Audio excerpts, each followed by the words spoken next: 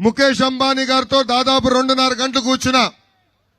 ఎట్టి పరిస్థితుల్లో తిరుపతికి మీరు పెట్టుబడి పెట్టాలి, కనీసం 50,000 మందికి ఉద్యోగాలు కల్పించాలని కోరా. మళ్ళీ ఆయన తిరిగి వచ్చాడు ఆంధ్ర రాష్ట్రానికి. చంద్రబాబు నాయుడు గారిని కలిశాడు.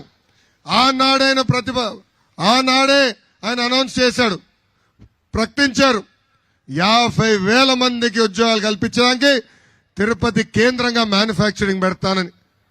కానీ జగన్ వచ్చేసి అది పంపించేశాడు. మనందరూ తెలుసు, దశాబ్దాలుగా అమర్ రాజా బ్యాటరీ వల్ల మనందరం బాగుపడుతున్నాం. ఒక అమర్ రాజా బ్యాటరీ ఈ రోజు ఆంధ్ర రాష్ట్రంలో హైయెస్ట్ పన్ను కట్టే పరిశ్రమ. ఏకంగా ఆ పరిశ్రమ పైన పొల్యూషన్ కంట్రోల్ బోర్డు వాళ్ళని పంపించారు, లేబర్ వాళ్ళని పంపించారు, లేబర్ డిపార్ట్మెంట్ వాళ్ళని పంపించారు. ఇట్లా అడుగడుగునా అన్ని ఏజెన్సీలు పంపించి